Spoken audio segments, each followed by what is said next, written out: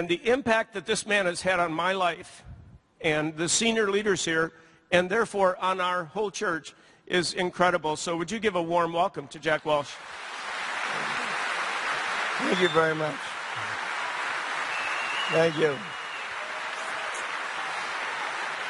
Now, Jack, you retired from GE. You had 300,000 employees. It was one of the largest companies in the world.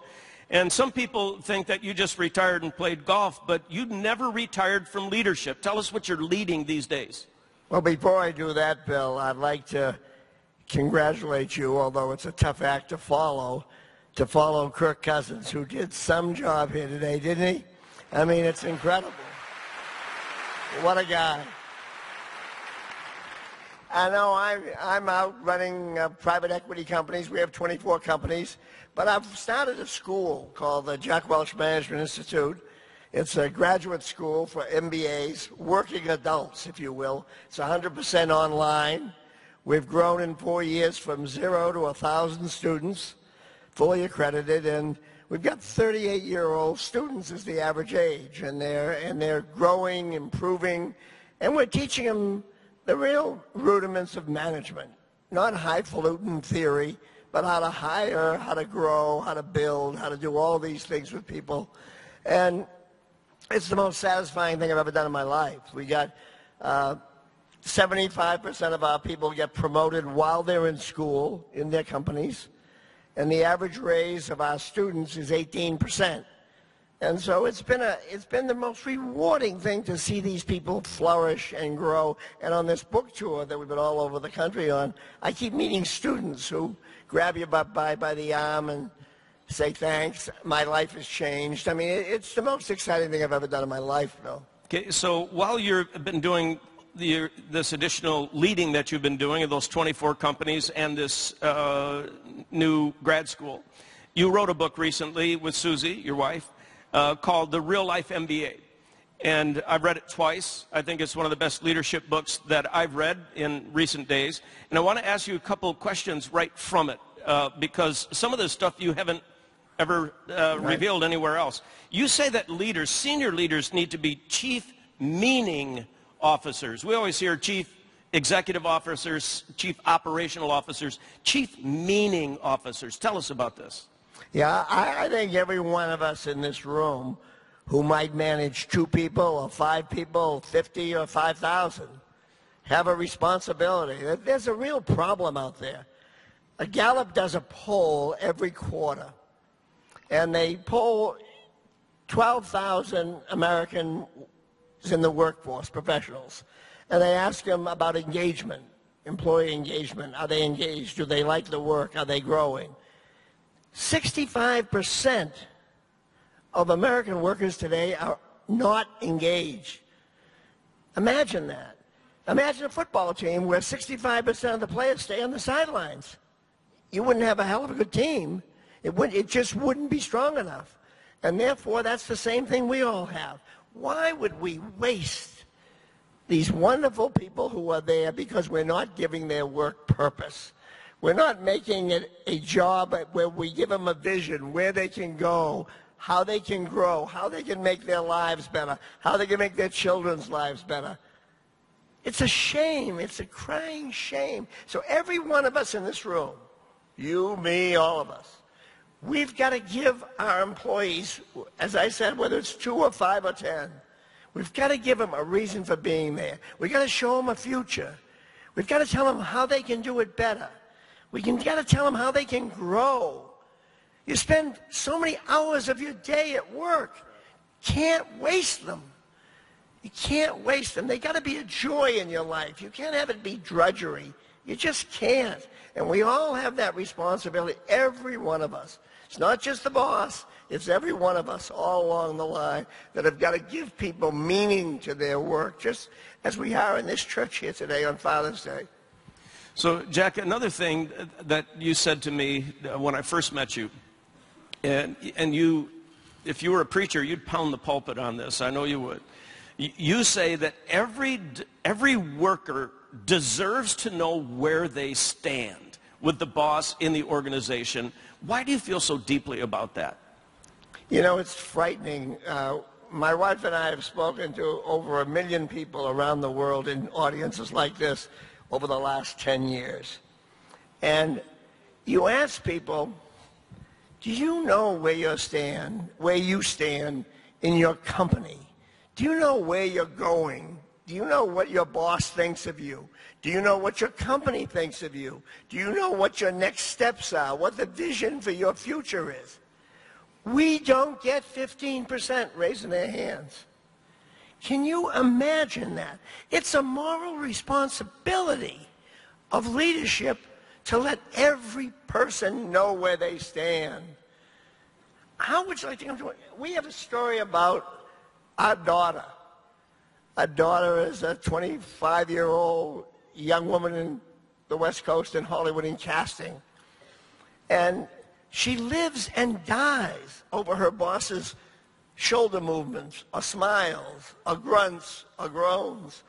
And she'll call her mother, oh, I've had a terrible day. Why? He didn't smile all day, her boss. This guy is controlling my life. And I don't even know him. But I'm not very fond of him, I'll tell you that. And this past fall, she got a raise. And she called us cheerfully to announce she's got a raise. Now, being the daughter of the two of us is not particularly an easy program on something like that.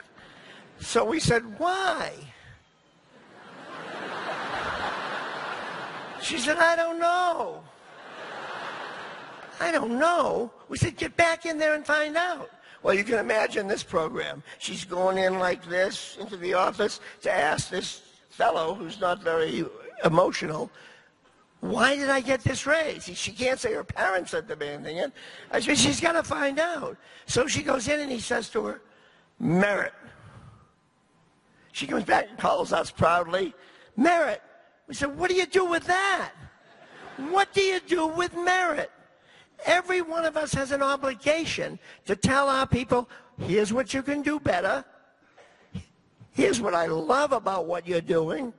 And put it, I used to do it on a little card every quarter. Here's what the 3 things I like about what you're doing, handwritten, and here's what you can do to improve. And do it in writing. Do it by hand if possible, because it shows you put some effort into it. And engage for 10 or 15 minutes with the people about that, so they know where they stand. Talk about their future with them. Every one of you, when you go to work Monday, think about that. Think about, are you responsibly growing your people? They're like flowers to you. Grow them. Put the water on them. And sometimes the flower garden turns into some weeds. And you're going to have to remove people. We've talked about that, Pastor Bill. Yeah, and I was surprised one time when we were talking, you asked me, do I replace people who need to be replaced? And I said, well, I do. It's always unpleasant, and I have to work up the courage and all that. And you said something, and I've quoted you all over the world. I always give you attribution. You said a phrase that I use all the time. Our staff uses it now. You say when you're making people appraisals and tough personnel evaluations, the kindest form of management is the truth. You're not being kind by withholding information. You say the kindest form of management is the truth. Yeah, and the cruelest is not telling people where they stand. Guess what happens when a recession comes in 2008? You, the boss, call me and tell me I've got to get some costs out. So I go in to take people out of the job because I've got to get the costs out because my boss is yelling at me. Pastor Bill. So I go and do this, and I go up to Mary and I say, Mary, I'm sorry, we're going to have to let you go. And Mary said, why me? I said, well, Mary, you're really our worst employee. And Mary says, I've been here 31 years. Why hasn't anybody told me? How many times do you think that happens? It happens way too often. Far too often. Because people think, I'm too kind to tell Mary 25 years ago how she could have improved, how she could have done better. I'm a coward. I call myself, I'm too kind a manager. No, you're a weak coward. That's what you are. And you end up destroying people over that behavior. Yep. Yeah, I've never forgotten it. We use it daily. The kindest form of management is the truth. Hey, I felt that one particular chapter in this book was worth the price of the book. I thought it was the best chapter on leadership that you've ever written. It's the chapter on truth and trust. Talk to us about that. Well, I've written other books, and we've talked about leadership in a variety of ways, the usual passion for it, decisiveness, good to people, grow people. But in the end, what you want to create is an atmosphere, and this is a very hard atmosphere to create. You want to create an atmosphere of openness where truth is the word every day. Now, in a corporation, you get budget reviews, and you get these nonsensical spins going on all the time. People spinning the truth, spinning the truth. You got to talk about it. You got to call them on it. And you've got to, the best way, you all have been through budgets, right? Everybody's done a budget in some ways in a company. What is the budget review like? Let's take Pastor Bill and call him the boss, and I'm the person in the division coming in with my budget. Well, I'm going to come in with 2, and I'm going to spend the next 10 hours or 6 hours or 4 hours with charts trying to prove how tough things are, how difficult the competition is, how brutal it is. So I only have to provide 2 for the year. He's coming in with his good, nice-looking suit on and his staff there demanding 4. We stay in a windowless room, no competitors, nothing happens, and we go back and forth. Guess what the budget is? 3. Always a compromise. Always, like he's like a dentist trying to pull teeth to get me to come up a little bit. And I'm in there holding it. Why? Because if I miss my budget, I get a stick in the eye or worse. So I behave that way. Whereas if there's an atmosphere of truth, I'd come in and say, I need $10 million to buy this. I need to hire 50 people. I'd like to do all these things. And then Pastor Bill looks at me and says, well, we'll do this, we'll do that, we won't do that, we won't do this. But we'll stretch and reach. And it won't be an exercise in minimalization, how little I can do. It'll be an exercise in how much we might be able to do. And I have enough trust, because we've built that trust over the years, that I know if I don't achieve everything, but I achieve more than we would have the other way, I'll be rewarded. Truth and trust. Proving yourself every day. When you let somebody go, you treat them right. You love them on the way out as much as you loved them on the way in. You earn your trust relentlessly every day. Your every action you make. You give a speech, for example, and you talk about values, and then you hire the jerk. And guess what? Everybody in the place knows it's a jerk. And you lose all of your trust.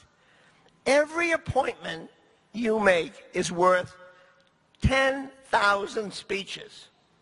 Words don't count in corporations. Actions do. And your actions have got to match what you say.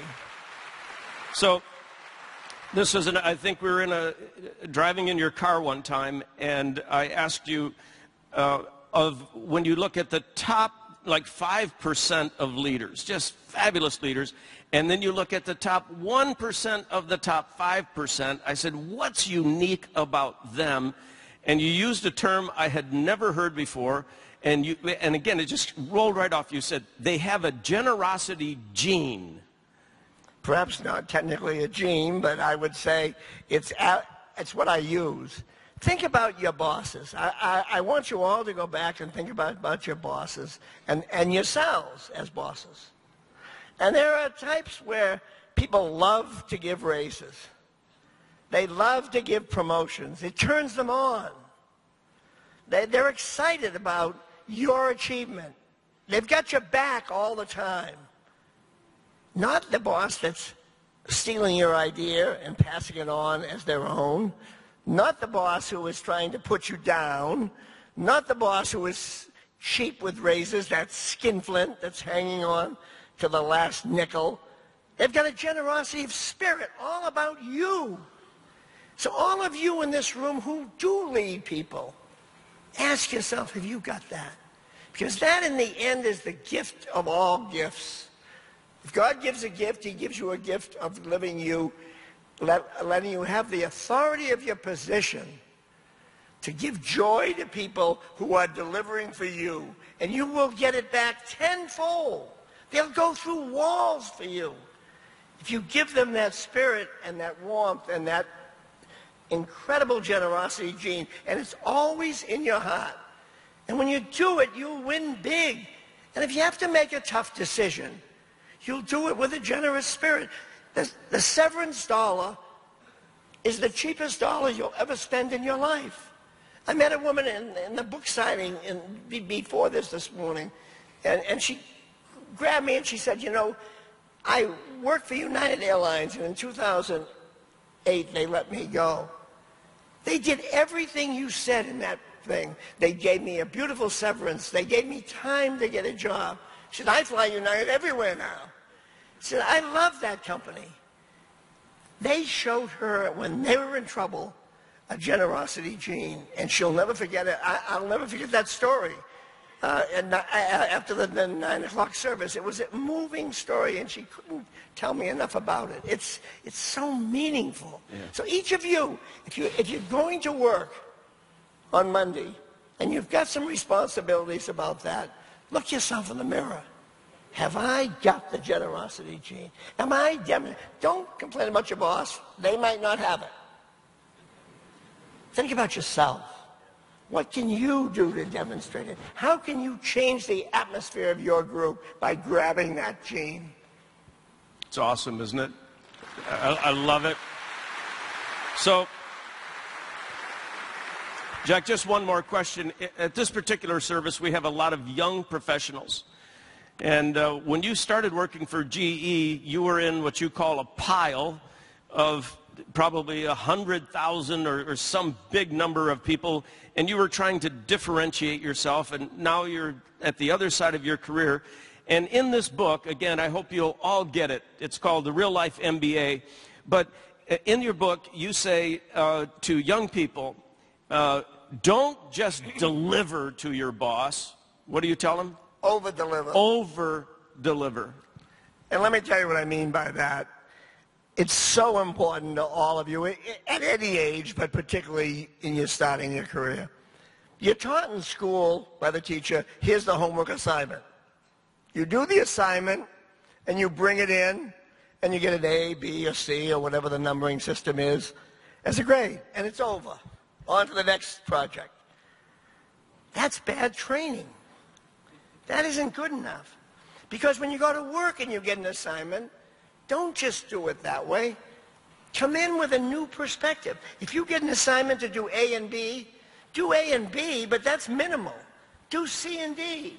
That shows a broader perspective. It makes your boss smarter. That's a Boston accent, so it doesn't come across as well as it should. Let me just say this. You really, really want to think about one thing all the time. Every time you go to a meeting, what was the impact on your boss in that meeting or on the team that was there? Did you make people smarter or just go through the motions? Was it a 15-minute, a 30-minute meeting where you just hung? Or was it something that made others smarter? That's what over-delivering's all about. Giving perspective to others so they grow. And when they look, they'll never do anything but take care of you because they need your brain, that you're giving them that extra insight that makes them stronger and better. So think about that as you go to work again on Monday, and think about that opportunity. I love that. Over-deliver. So, Jack, when I first got to know you about 5 years ago, going to church maybe wasn't on your top priority list. And then you started to attend a church a little bit more regularly, and more recently, you go like almost every week. When I met your pastor, I met your pastor. You invited me to, or you introduced me to him. And then you told him, I just overheard the conversation, you had a bunch of people coming with you to your church. So what's changed in you that now you're like going to church and all the rest? What's up with that? Well, you were clearly an influence when I started this. That speech Bill talked about that he was paid this money that God gave him the idea to go collect. When I got there, I found out it was a church-oriented event. I didn't know it when I was going there. And so I ended up with all these pastors in the room, and what's an Irish Catholic from Boston doing sitting here? And we had an incredible event, and it meant so much to me. And then I met this young pastor, Jimmy Scroggins, down in West Palm Beach. And Jimmy is a West Point cadet who got cancer and left the military and went to the ministry and was cured.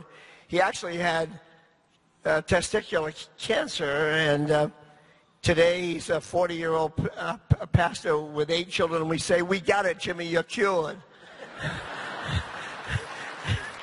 and we're trying to slow him down. But so I love this guy, and I'm with him all the time, and he has brought me very close to God, and it's a wonderful thing. And my wife was baptized this spring, and